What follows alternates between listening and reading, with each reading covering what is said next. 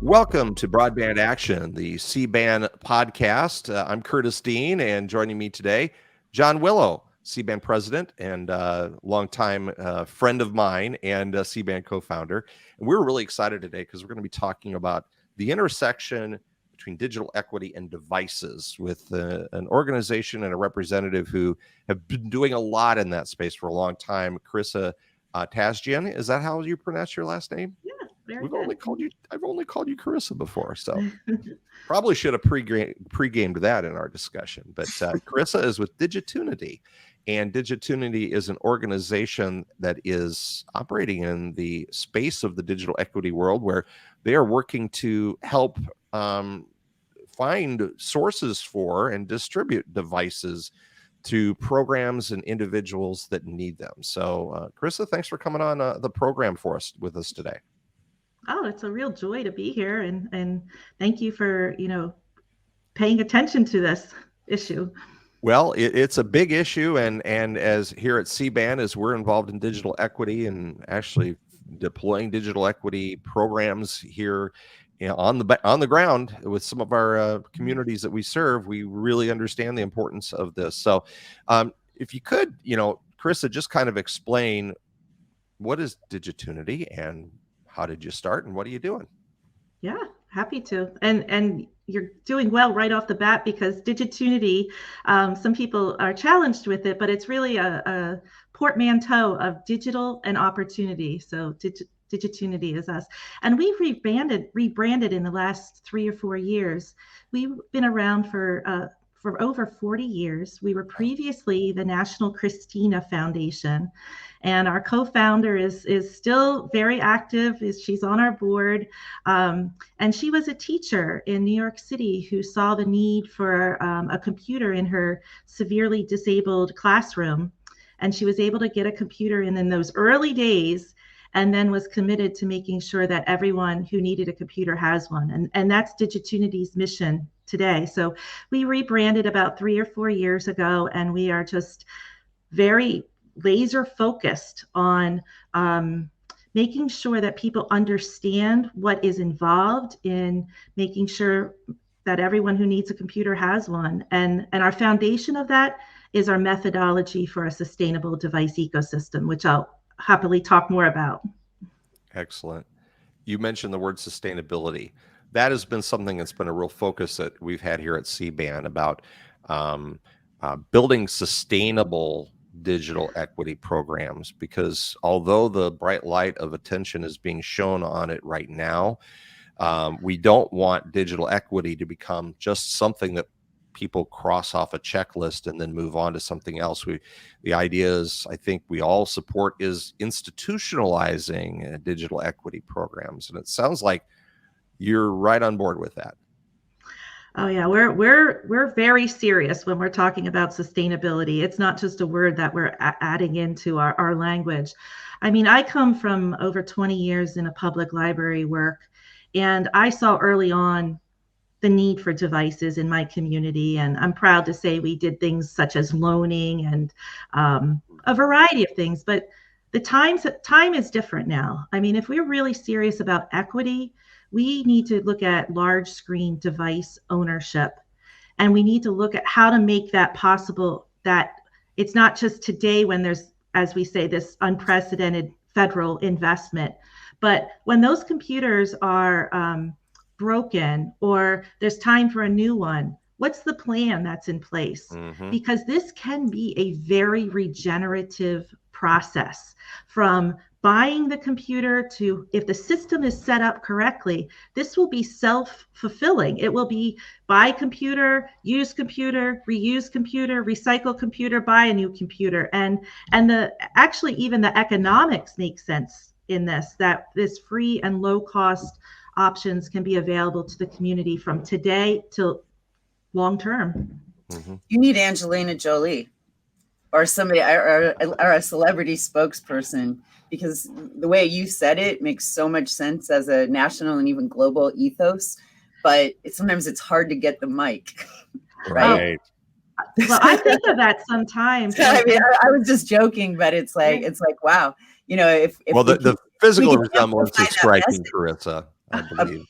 If we could amplify that message appropriately, I feel like it could be just like the flip of a switch, right? That's why I'm so hopeful in this work. I'm full of hope because I was mentioning earlier that there's 56 million computers sold in the United States each year, and there's 36 million people that need them. So it's a really, we come from not a scarcity mindset. We come from an abundance mindset and that's what I'm a little afraid of, that I'm starting to see in some plans coming out, that it's kind of like, well, it's been so hard to get computers before. There's not enough money. Well, actually, if we build this right, there is more than enough out there. We just have to get the resources, partnerships, policies, all in alignment. And then, we can achieve our mission. Yeah, I think when we were talking a little bit before we started recording, and you were saying 56 million computers sold in the United States, right? United States? Yes. And then 36 million people in the United States who need computers. And if we were averaging people getting rid of their computers every 4 years, that means that every year, about a quarter of laptops and large screen devices shake free. And when you said that, now, is that the 56 million, that includes corporate and consumer purchases, both? Yes, it does. And we have two mechanisms here at Digitunity to help unlock what we say unlock supply. And one of them is anyone is free to join our network and nonprofit. We vet our nonprofits, and they can be part of our network, and they can be put their mission. It'll be available on our technology donation matching platform. And then a local donor will see their mission and their technology needs and can be matched. Our system matches that up. We also have a corporate concierge service where we are continually working with corporations to help them each step of the way, to the policies internally, to the marketing, to the logistics, to get their used IT equipment out of its first place of use and moved through our system so that it can be used in the community. Mm-hmm. So enterprise quality computers that come from corporations is just a beautiful mix. We were talking about sustainability. We didn't talk about environmental sustainability. And that's what the beauty in refurbished computers can bring as well. So there's a lot of win-win-wins here for donating technology. That's a great point, because I immediately had this thought about every computer that gets reused, refurbed, and put back into another hands is one less device sitting in a toxic waste dump in some third world country where kids are mining it for precious metals, which is a huge environmental challenge, and that unfortunately there are still people that just throw their old devices in the garbage as opposed to getting them properly recycled. We're hearing stories of school districts in the United States that have trailers out back full of used Chromebooks. Yeah. And for reasons, though, did you ever have a child take a Chromebook through school years? Yeah. So I was talking to a tech director yesterday. He said, a middle schooler and a Chromebook, you can't believe what could happen there. However, what he's doing is really interesting. He's, taking off the screen of a broken Chromebook and reusing it on another one. And the parts and pieces can be broken down. And we're also seeing some lights of, as those parts and pieces get broken down, then they can be monetized through recycling. Right. And companies do this all the time. And imagine if some of that money was put into a digital equity fund within your community so devices could be purchased. It's this innovative, not so out of the world thinking, but just, a little outside what we traditionally have done that will take us to getting to making sure everyone who needs one has one. Right. It's the word ecosystem is used probably overused, but that to me feels like the kind of word that fits this is developing an ecosystem where devices are taken from where they aren't needed anymore and put to work in places that they are needed. I was just doing a little count while I'm sitting here, and out of extreme guilt, I will admit that right now in my house, there sits 5 working laptops, 2 perfectly healthy working iPads, and probably 4 or 5 old smartphones that are just lying in a box that could certainly be used by someone. And yeah, as a gadget hoarder, what I've found is that, I've got a Microsoft Surface laptop over here. Don't use it anymore. I upgraded, but it runs. And I tried selling it online, but nobody would bite, because why would I give you $400 for this old device when I can go buy a new cheap thing somewhere else? So it just sits here, and I don't have the heart to take it to some place to recycle, because I know it still works. So developing an ecosystem where that's just in the back of everybody's minds. It's kind of like when recycling started becoming a thing 20, 30 years ago. It was just nobody ever thought about it. Oh, it's paper, it goes in the trash. And then somehow we created a mindset that goes in the recycle bin and the trash goes in the trash. So Karisa, I understand that you have two sources for device acquisition, and I want to also spend time talking about device deployment. But when we go back to the source of the inventory that you're able to distribute and share, your 2 main sources are corporate donations, yes, and consumer donations, even if those are led by an organization that gathers from consumers and takes to you. Which of those environments is more challenging more challenging in terms of, which of those is a more challenging channel? Like, what are some of the challenges in each one? I guess that's the better way to phrase the question. Yeah, sure. Right? Yeah, we have high school kids. We have all kinds of people come to us, corporations who want to do an employee drive for their employees or their communities, consumer grade technology. And that serves a great purpose. It really drives awareness of digital divide and digital equity.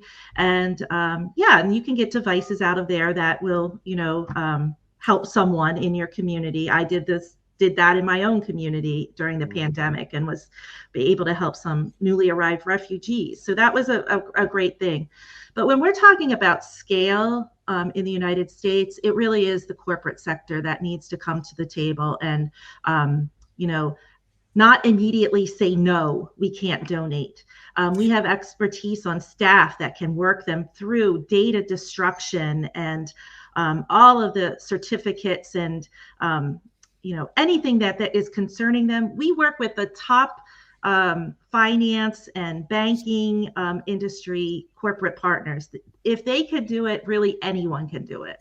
So that's interesting. It sounds like there might be a little bit of resistance sometimes, at least within the IT organization of a company, to choosing donation as the means of exiting sunsetted equipment. What's going on with that? Yeah, I can tell you a little bit more about that. It somewhat starts at the point of procurement.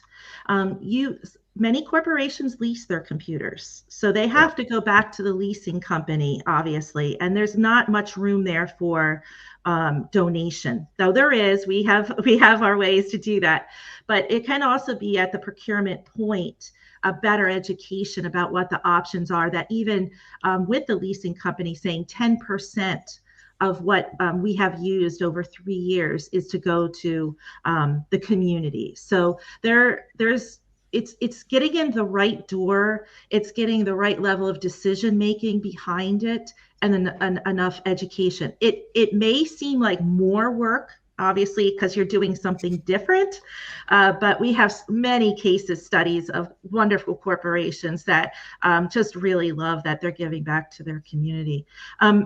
I also want to share with you that within our network, we have 1,500 nonprofit organizations across the United States that are basically a deployment network, if you want to say that. But within that are 100 or 90 or 100 nonprofit technology refurbishers. And they play a critical role in this whole system and process. Yeah, explain that ecosystem to us. How does that work? You receive it. Does Digitunity receive the donations directly, or do you facilitate to go to refurbishers? How do you work that? Oh, that's an excellent. Thank you for clarifying, because it's not so easy just to put out there. Digitunity does not touch any technology, but as you said, we help facilitate that. And we also work with our nonprofit refurbishers that are doing this day in and day out. And at the heart of those organizations, they're digital equity. That's their mission. They're mission driven. And some see themselves more as refurbishers. Some may see themselves as more maybe digital literacy providers that get computers out. Mm-hmm. But they're a very important part of the ecosystem in the sense of they'll take computers out of companies and they will clean them and put a new operating system on them. I think one of the things underlying this when we begin to talk about deployment is the misnomer about refurbished computers. Okay. And I want to put that to rest. I would like to hear that address, because I think there's a stigma attached to that label, isn't there? Mm-hmm. There is. We see it, and it's understandable. Maybe someone had a bad experience. I'm not really sure, but we are very committed, and our network of refurbishers is to giving the highest quality devices out into the community. This is not secondhand tech for secondhand people. It's far the opposite, to be honest with you. We have refurbishers, that very experienced ones, that tell us, actually, these enterprise computers are better than new because someone has used them after they got out of the factory. We now know what's wrong with them. We bring them up to standard, and then do the very important thing of matching what is in the computer and its what do I say, attributes to the need, or how the person who is going to receive that computer will use it. So there's a real value add. Yeah, it's a smarter machine in that it's being refurbished to the standard of the user, not necessarily a one-size-fits-all consumer machine that you pull off the shelf at Best Buy. Yeah, that's a great way to say it. Yeah, and it's been tested, so yeah, even more so. Yeah. Mm-hmm. Great. So then you establish you establish the relationship with donors.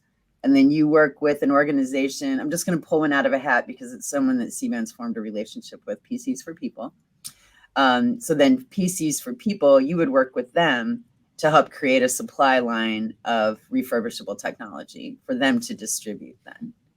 Yes, they're doing that themselves as well. They have business development folks that are creating their own corporate relationships. But we also have, the ideal for Digitunity is to work with a corporation that has many locations across the US, or actually world. And it's easier for them to work with us as one point of contact. And then we distribute it to many of the refurbishers locally. Maybe the corporation has 5 locations in the country. We will pick up from those locations. Our refurbishers will pick up from those locations and try to get it back into those locations. Wow, that is a really great strategy. Yep. Yeah, that's a great way to achieve scale with something that's been so grassroots since its inception. So that's really cool. We just need more corporations to step up to the table. And I know PCs for People or any of our other refurbishers have the capacity to take in more donations. Mm-hmm. And so, yeah, we have a pretty well ready to go machine here. We just need that piece feeding through. Is there any idea? Are there any studies, or is there any information out there about how many computers get refurbished every year and redistributed? Do you have any information on that? It's challenging to get all of our members to report on the number of devices that they refurbish, but obviously it's gone dramatically up over the pandemic, particularly. And yeah, nonprofit refurbishers are just one piece of the supply puzzle across the United States. Like I said, for-profit refurbishers, recyclers, even new equipment, all are going to play a major piece in the puzzle of supply that needs to be directed to the community use. I'm wondering, every state in the nation right now is in the process of putting together digital equity plans. They're going to be getting funds for those digital equity plans for deploying those. I'm wondering what states are looking at as far as, are they going to be taking into account device recycling and refurbishment as part of the device element of their plan, or are they just going to do it the easy way and just go out and buy a bunch of stuff? And let's talk too, while you're answering that question, Karisa, how are states doing with prioritizing devices from your observations? Great questions. We've had conversations with a majority of states, I will say so far, because we see this opportunity right here to get this kind of broader, more holistic ecosystem thinking out there. And so some states have been very responsive to that. And what I would say is they are usually the more mature, longer history in digital equity that bring them ready to have that device conversation. So Colorado, Massachusetts, Maryland, and North Carolina. Yeah, they've been in this work, and they may have actually two big refurbishers in their state, so they have more familiarity with what they can do. So that's one piece of the puzzle. I have seen some county plans starting to come out, and devices are not listed there very much, even in the community feedback. And I think it's a symptom of a few things. The push for broadband is on top of people's minds, community residents' mind. Of course it is. Right. And so that's what's going to come out in the meetings, of course. So I think we have to keep pushing ahead. Digitunity I'll give a plug here. Digitunity offers advisory services to states, cities, and coalitions, because it does take sitting down with someone with this experience to, kind of plan out and take all the assets that you already have and get them aligned, and we can bring new assets in and new resources in and achieve that plan. But if we are having some fear of some, loaning programs are fine, or lab. I'm from the library. We have labs. They're great, but it's not the same as device ownership, and that's what we should be striving for in 2023 for sure. Well, there's about 10 weeks left.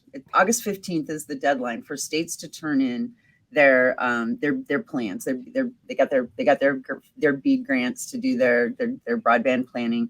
Those are due to the Fed on August 15th. Then we'll start the listing and evaluation, and eventually monies will be distributed.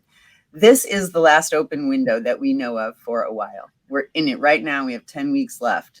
How can we work with states, counties, communities, library systems, whoever needs to be involved to emphasize that device message now while the gate's still open? Yeah, I feel that pressure as well. I feel that like the opportunity is now. I actually talked with Angela Seifer yesterday, and from the NDIA, from the National Digital Inclusion Alliance. Thank you. And suggested to see if they were collecting all the state plans as they come out, and the dates upon you have 30 days to comment on them. And she was going to take that back to her team, because it's going to be hard to keep track of that. I know one plan is out from Louisiana so far. I don't know of the others, but we have to use that 30-day window to kind of look at the plan and just make some comments. If you want to just refer to Digitunity's methodology for a device ecosystem, it's right on our website under our approach. Just, kind of pushing the envelope a little from a lot of people about devices, and kind of painting the picture a little further as to what could be possible. If we can get that language in the plans and that feedback in the plans, I agree, this is the time. And boy, we would love the help with doing that. We will be doing that, but we would love the help with that, and happy to advise anyone on language for that. So I'm hearing you say right now that the deadline's in 10 weeks. States are starting to trickle in their plans now, and people have 30 days to comment on those plans. So if I'm a person or organization who's interested in doing that, can you tell me where to find the plans and how to know when they're coming out? That's what I'm hoping. Who's got a comment? Yes, I'm hoping NDIA will take up that charge for us to keep track of when the plans are coming out and the deadlines. Other than that, I guess, wow, at least in your own state or the ones Yeah. that you work in, be extremely aware of what that timeline looks like. Yeah, I was just going to say it's probably going to be on a state-by-state basis. Organizations that have a presence in each state, like for example, CBAN. Yeah, Just like, Iowa. geez, John, you put some work on our plate here later this summer. We're going to have to look at some of these plans in the states where we have members to make sure that they're covering the right things. So. Now we're excited that we're only in 20 states. Well, maybe we'll be higher by then, but it's still, I'm only joking. The effort is obviously going to be well worth it. Hey, our time is running short here, so I'm going to put the website address up again, Karisa, so people know how to get in touch with your organization. And gosh, we thank you so much. I think we could talk all day, but certainly let's revisit this conversation later this year in the wake of those state plans. Maybe we can pick a few of them apart and talk about the ones that really got devices right and the ones that didn't, and get some lessons learned out to people. Oh, great. Would Great. you join us for that? I would Absolutely. I would love it, and let's hope it tips really high on the ones who are getting it right. Absolutely. And a selfless plug for our own broadbandaction.com website. That is where you can find out all about all things CBAN. And if you want to reach out to us, we have a very friendly email address, hello@broadbandaction.com. Can I give one additional small plug? Please do. So most people listening will probably know that the Community Broadband Action Network, CBAN, is a member organization. And we have 4 categories of membership. That we have individual advocates, we have providers who are providing broadband services, we have community advocates, and we have our communities supporting communities, and then we have our associate members who provide services to the broadband industry. Membership is free for 3 of our 4 categories, and we really, really invite people to join the conversation. Absolutely. So if you could go to broadbandaction.org, whether you're a single person or an organization or a provider or a services provider, we really want to dig in that tent. And I'm sure you do too, Karisa. How do people get involved with the digital opportunity or with your network? Yeah, absolutely. Just come to our website. There's a couple opportunities to join the network, to get technology, to sign up for our newsletter. And we have a robust resource hub with lots of free how-to sheets and those types of things related to devices that you're welcome to download. Mm-hmm. Terrific. Absolutely. Thank you. Thanks for being on with us today, Karisa, with Digitunity. We appreciate that. On behalf of John, I'm Curtis Dean. Thank you very much for joining us here on today's issue and edition of Broadband Action.